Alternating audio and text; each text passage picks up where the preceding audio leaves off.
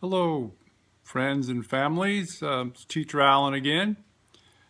Just thought I'd check in and say hello and say, hoping that everybody is being healthy and good.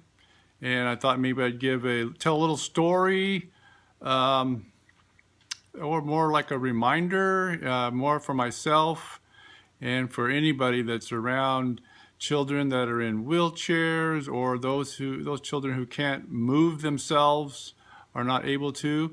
Um, it's more of a positioning story, where to place kids and how to place kids, and remember that sometimes when we get busy, they get left out and they like to see too. So I'm going to read a short little piece, and it concerns a little boy that I used to take care of before I was a teacher. I was a nurse, and I took care of a little boy for about 15 years. He was 3 years old when I first started taking care of him, and he was 18 and in high school when I went on to be a teacher.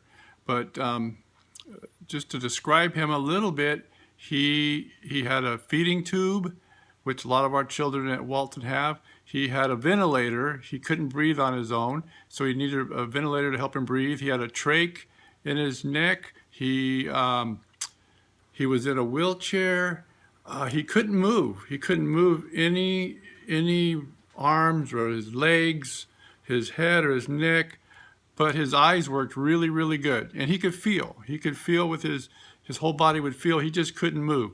So for many, many years, I took care of him. And one of the things that he often said over the years, when the machine would give him a breath, he'd make a sound through his trach, and he could talk, so to speak. He would call me Mr. Allen, Mr. Allen, Mr. Allen. It kind of sounded like that. So he would say, Mr. Allen, I can't see, often, because I went to school with him every day from kindergarten to high school.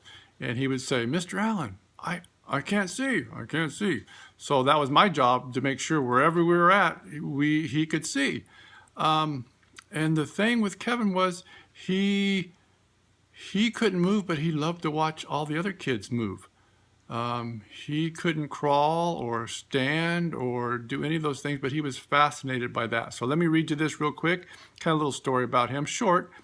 When in the presence of babies and toddlers, Kevin would constantly ask for his wheelchair to be turned so he could follow every movement and action that another child would make. He was just fascinated by babies, toddlers, that they're about to take their first step. He just didn't want to miss that. He didn't want to miss anything. He understood the progression of development and the celebration of each step along the way. He was fascinated by the very things physically he could never do on his own. While watching babies and toddlers, Kevin was in continuous awe and wonder of the crucial passing of milestones. His cousins, for instance, when they were growing up, crawling, standing, walking, talking, things he wasn't physically capable of accomplishing. He wasn't bitter and never reflected a sense that life was unfair.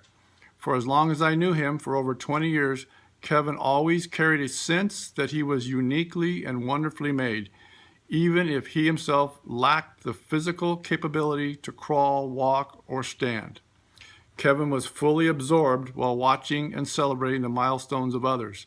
During these moments of joyful observation, Kevin seemed to be completely forgot about himself. Throughout his whole life, he was a very focused observer.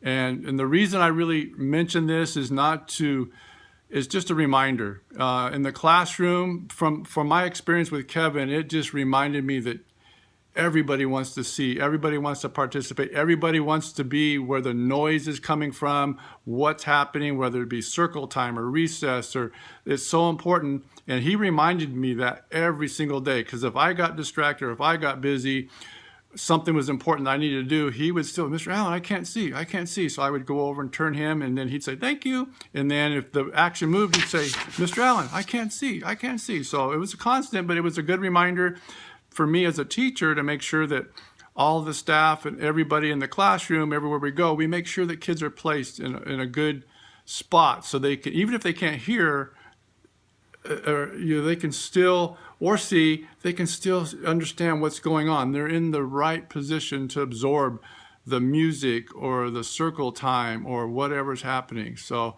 even if they can't see but they can hear, we want to make sure they're in the right place. So this is just a reminder for parents as we are all at home quarantining and in busy atmospheres, and it's easy, I know, because I would forget often and I have to be reminded, hey, I can't see. So to thinking about the kids who can't move themselves, they can't say I can't see. So just a kind of awareness, and for myself included. So we do get busy and there's a lot going on and we're easily distracted. So it's just a friendly reminder. One that I lived with for many, many years. I was reminded daily, Mr. Allen, I can't see. So at the end of this video, I'm also adding a couple, maybe 3 pictures of Kevin. He passed away when he was 23 years old. He was only supposed to live till he was 3 years old. He lived to 5 years old, and then the doctor said, we just don't know. He's going to keep going. So he was a wonderful person, and I'd like to share a couple pictures of him. You'll see them at the end of the video. So enjoy your weekend, and we'll talk with you soon. Bye-bye.